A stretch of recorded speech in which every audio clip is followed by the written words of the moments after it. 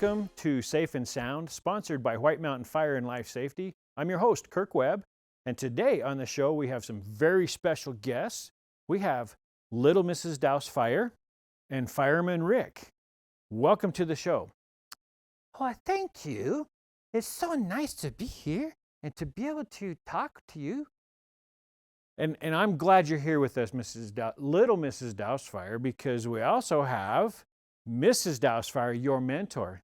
Welcome. I am so glad to be invited to be on this show. And yes, I am Mrs. Dousefire. So, today we are going to talk about fire prevention. And October is always Fire Prevention Month. Oh, yes, it is. That's been for a long time because of the Great Chicago Fire. Mrs. Dousefire, what do you remember about the Great Chicago Fire that started Fire Prevention Week? And we've actually turned into Fire Prevention Month, haven't we? Oh, my goodness, yes. It takes us so long to get to some of our schools, but the Great Chicago Fire, I remember that it was started by a cow. So thank you for that little bit of information. And I really wanted to talk a little bit about kind of some of the things that we do for fire prevention when we're getting out into public. And as you can see, we've got a fair amount of props that we use. So for example, we like to always talk to everybody, regardless of the age, but you know, one of our main focuses is the kids, isn't it? Oh, absolutely. Kids are important. Little Mrs. Dousefire, do you remember the number for 911? Well, let me see. Is it 911? That's exactly right. But you know, some people continuously forget about that, don't they? You know, I think they really do. One of the other things that we like to talk with, especially our young kids, but how many of our adults kind of forget things about good fire and bad fire? And you can see my prop down here, because when I'm talking with the kids, I always ask them, is fire good? And Mrs. Dousefire, is fire good? Absolutely. There can be good fire, but there's always bad fire. But who likes a birthday cake that's never been cooked? So we got to have fire to be able to cook some of the food we eat. And that is so right. Fire is not only bad, but it is good. Absolutely. Because I don't like eating cold pizza, just like you mentioned there. That's just nasty. What do you think, Exactly. Little Mrs. Dousefire? Oh my goodness, no. And cookies, they're always so much better when they're cooked. Oh, that is absolutely correct. So some of the other things that we talk about, when we're sleeping at night, we actually teach the kids that they need to sleep with the bedroom door shut. So, Mrs. Dousefire, why is it important that we keep the door shut when we're sleeping at night? With that door shut, it's always better because the smoke and the flames stay outside of the bedroom that you're sleeping in. So it's a good idea to make sure that the door is shut. And it gives us an opportunity to stay much safer and be able to get out.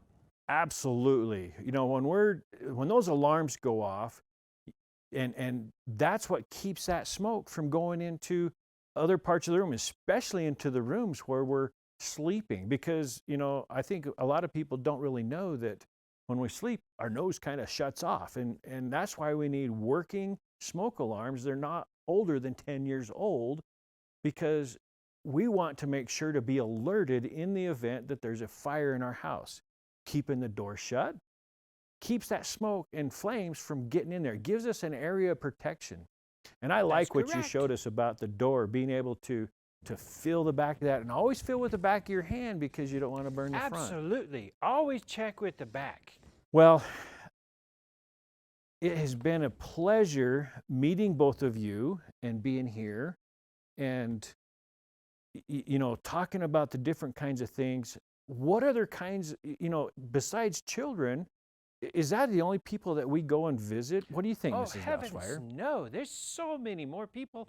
Eh, Old people like me still need to be learning and educated, and we kind of forget things from time to time. Absolutely. And not even just older adults, but anybody is always susceptible for falling down, and falls can be very serious. In fact, coming up on winter time, up here on the mountain, we actually get a fair amount of snow. Oh, is that right? And that snow creates ice. Exactly, little Mrs. Doubtfire. And that ice we got to watch out for, because sometimes it's not very visible, and boom, there you go. You crash and fall to the ground. So always be cautious when you're walking in the wintertime, snow, ice, and watch what kind of shoes you wear. Does it make a difference, the type of shoes that we're wearing, and how we have falls on Oh, the ice? And not only that, we actually have, how many of us have things laying around, the rugs on the carpet? Can those be trip hazards? oh my goodness. Yes, those can be trip hazards.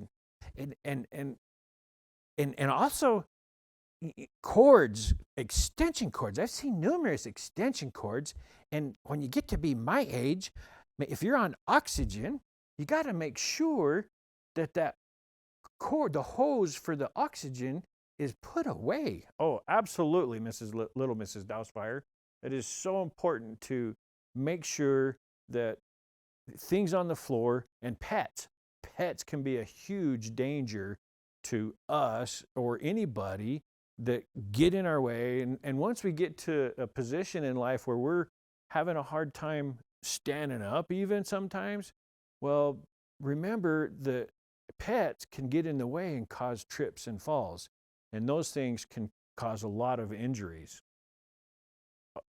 Mrs. Dousefire, can you think of anything else that is important to know before we leave today? There's always so many things that we can learn. There's not only safety in the house, but safety outside, and always be watching. You are spot on. We always want to make sure that we're checking our smoke alarms, making sure that they not only work, but they're not older than 10 years old. Exactly. And all those different things throughout the house. And if you ever, I know through Timber Mesa Fire, they actually have a program that if you request the firefighters to come out, they'll walk through your home with you, and they will actually do a home safety survey so that they can look for those dangers and possible areas that might start a fire, because we don't want fires in people's homes. Coming into wintertime, we not only have wood stoves and fireplaces and things like that, but there's also other heating devices that we got to make sure that we are keeping free and clear, so that we don't have combustibles too close that catch on fire, and always getting wiring checked and things like that. So you guys have been a great help for me, and I hope to see you guys. We'll keep talking to each other, and we'll keep doing what we do, going out into the public and training not only the young kids, but everybody in between, all the way up to the older adults. And little Mrs. Dousefire, thanks for joining us. Oh, it's my pleasure. In fact, I am so happy to be here today. And a big shout out to Miss Polly Elson that made it possible for me to be here. Thank you so much. And I appreciate it. Polly Elson is a huge fan of mine. She does some tremendous work. And I believe Mrs. Dousefire, aren't you part of why, because of Polly, that you're here as well too, right? Polly is the best. She's the one that come up with all of these wonderful ideas. Well, thank you, Mrs. Dousefire, and little Miss Dousefire. Oh, you're so welcome. And Fireman Rick, he's just here, ready, willing to, whenever we need an opportunity to go and teach the kids, or whatever the case might be, whoever, we're always here wanting to provide education. Now, we're going to transition to, I've got another guest that's going to come on the show, so we're going to be right back, and we're going to meet Grace Payne, who now works for the city of Show Low. Oh, Grace, she's such a wonderful person. Ah, yes, absolutely.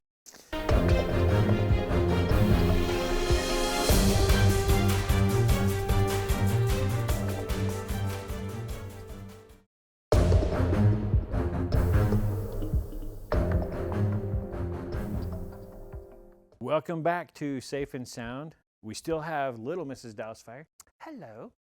And also, we're grateful to have with us Grace Payne. Hi. I mean, that's a whole lot of shit. I can't even get it out right. But you did so well. It's so fun doing this kind of stuff, and I'm glad that you're here with us, because tell us a little bit about your new position with the City of Show Low. Absolutely. Well, first, I have to say, little Mrs. Dousefire is beautiful. Well, thank you. You're welcome. And this handsome guy here, but Firefighter Rick. Firefighter Rick. So thank you all for having me. My position was new to the city just about 6 months ago. I've been here for 6 months, and I am charged with public information, community outreach, public relations, and just anything that generally falls under communications. And that encompasses our website, social media, information that we put out. We're just so passionate as an organization about making sure that everyone feels in the know about what's going on in Show Low. And that has become such a huge with social media, and even using social media as a way to educate the public is great. It is. It's huge. It feels like everyone is on social media these days. And it's wonderful and tricky at the same time. There's so many social media platforms. And people have their choice on how they like to share and read information. So we do our best to be on as many as we can. And even though all of the good that comes about from social media and being able to use it for good, there's so much that can be used for evil purposes, isn't there? Yes, and there is. In fact, I've heard that there's a lot of things going on right now with scams. There are a ton of scams. I think we fall into this false safety and this feeling because everyone is on social media and social networking, and so many of our friends and family are there. We get lulled into this perception that the internet is a safe place. And in some aspects, it's not. And and it's funny because little Miss Dousefire, she was telling me that she got scammed. Oh no! Yes, it was so scary. I got this phone call, and the person told me that I needed to go get some Amazon gift cards to be able to pay my bill, or they were going to cut me off my electricity. That's and awful. I need my AC because it gets hot. And I like to stay cool because I'm a cool cat. That you are. But she's exactly right. We're finding, especially with the elderly, not that you are, Mrs. Dousefire. Why, thank you. But we are finding, especially with that demographic, they are so susceptible to these scams. And don't get me wrong, these scammers are going after everyone of all different ages, but they use the threat of urgency and money and taking something away from you to pressure you into clicking or buying something that isn't right. like the IRS, there's Right. that was a big one going around. Or you're on the FBI wanted list. Oh, I thought that was a good thing. Just kidding. Little Miss Dousefire, no, FBI list is not a good one to be on. Okay, I'll remember that.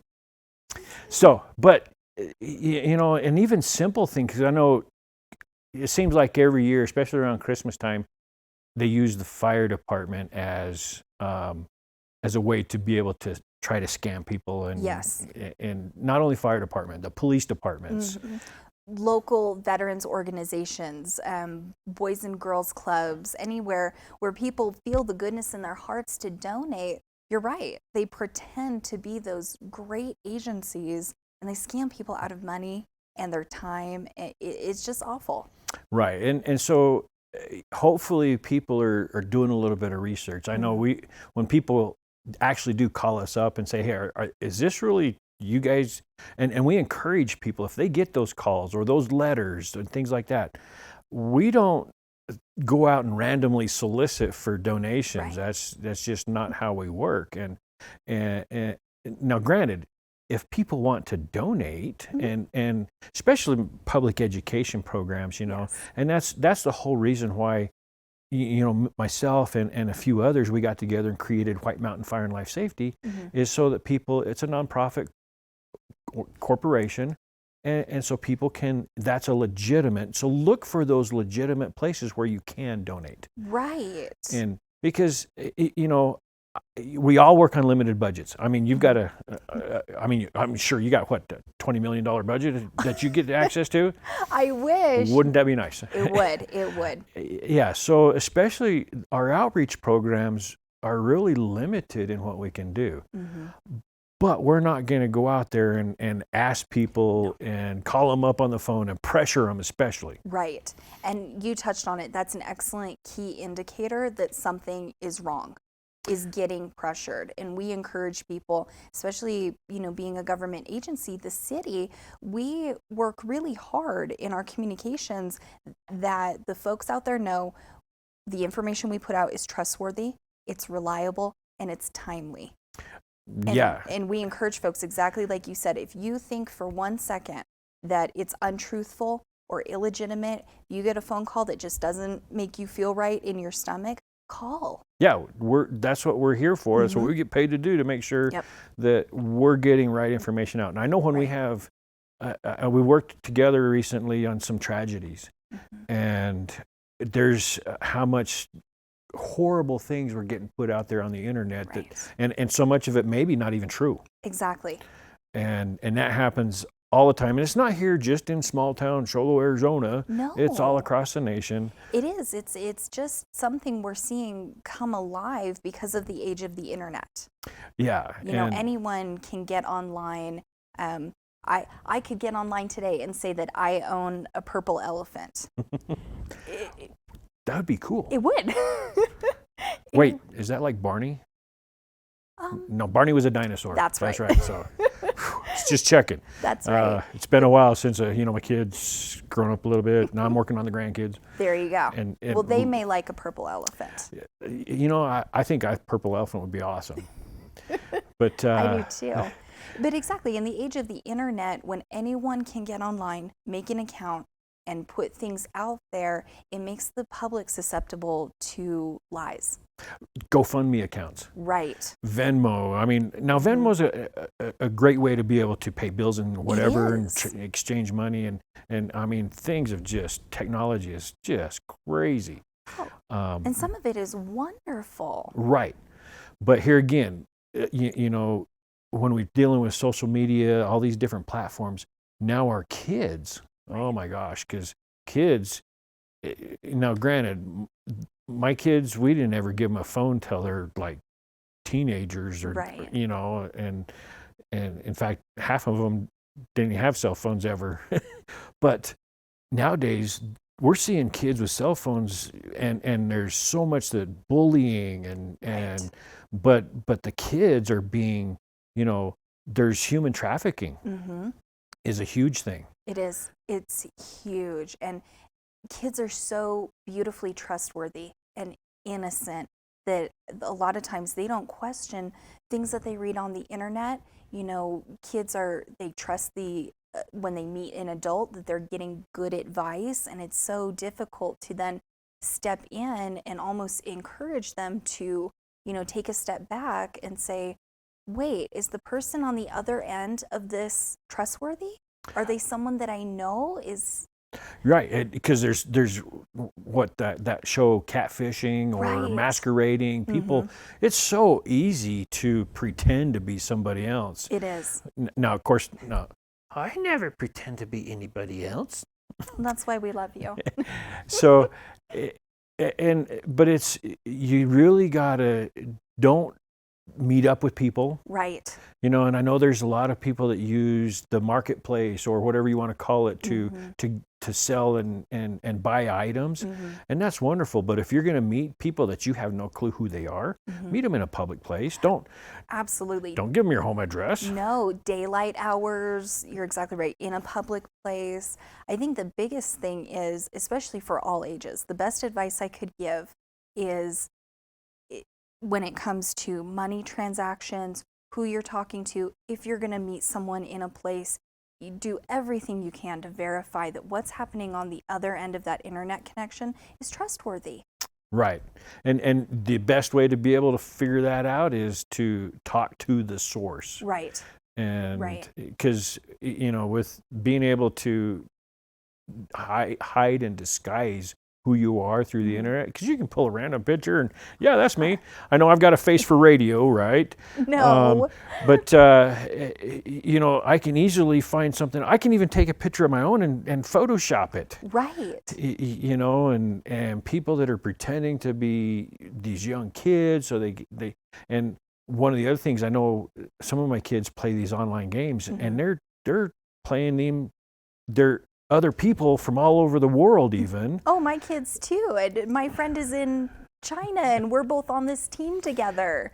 Right, but how often does that human trafficking thing kick into place with, and they use that to get to be these person's friend? Well, they trust them, and I know one of the things when I go into the schools and talking to the kids, I'll actually kind of put on my creepy face and I'll come up and say, "Hey, what's your name?" And it's like, "Oh, Grace, where do you live? You want to?" And check out this. I got a bunch of candy in my van. You want to come check this out? And of course the kids are all like, "You're a creep." And we're almost glad they have that initial reaction. Stranger danger. That was a huge thing when I was a kid. Stranger danger. Right, because you would not give any kind of information out to that person. No. And most kids know that, run the other way Right. and get out of there. They know that that's bad. We've taught them over and over.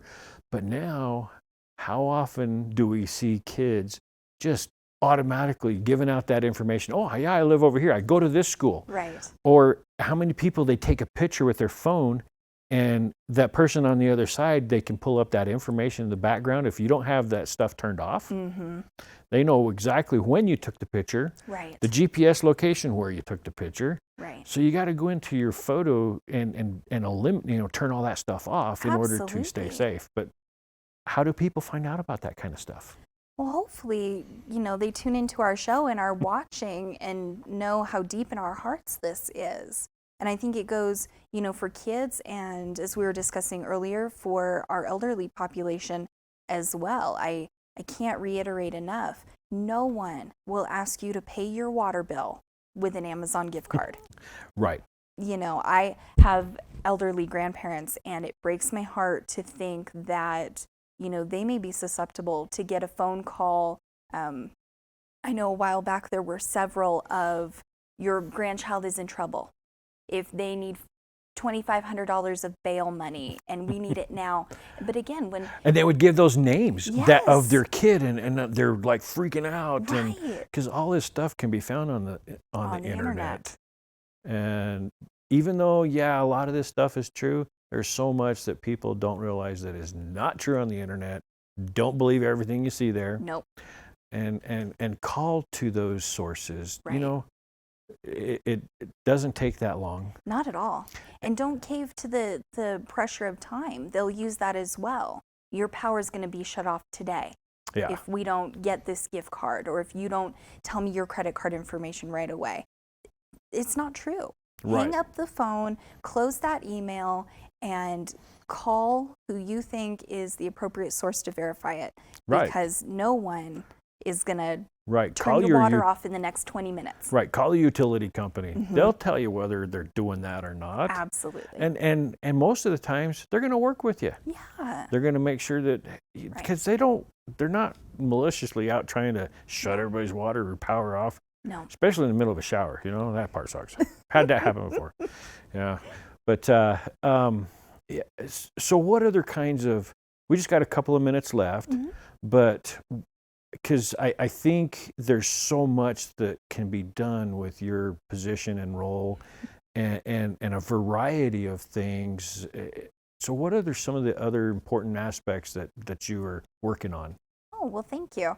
My biggest thing would be we are working so hard to make sure that all of our platforms are updated all the time. Social media, websites, having open office hours. The public can call me at any point in time and verify information. So bookmark our pages, and if you ever want to reference back new information, then with one click, you're right there. And can look up what we're doing. You can call us, you can email us, and we're here for you. And I know from time to time we tag each other's posts. That's right. And because we're all affected, regardless of whether it's police, fire, whenever there's that emergency or whatever the case. Mm-hmm. But I'm grateful you were able to come on the show, and especially the part that we talked about scams, and not only, it's all ages that can be scammed, or somebody's out to abduct you, or whatever. There's so many evil things out there, even though there's so much good in our world. Mm-hmm. And technology makes things even so much better. It does. It's so stressful, and I think we can preserve the innocence and the good hearts of humanity if we just, remind ourselves, hesitate, check in. If something, like I said, doesn't feel right, it's probably true. So just take a step back for a minute. And like I tell people, if the hair's standing on the back of your neck and you're wondering if you should call 911, call 911. That's right. Well, thank you for joining us on this show. It's been a pleasure. And little Mrs. Dousefire, thank you. Oh, thank you for having me here. This is so nice. It's such a wonderful atmosphere. And please, always be safe. And thank you for watching Safe and Sound, and we'll see you next month.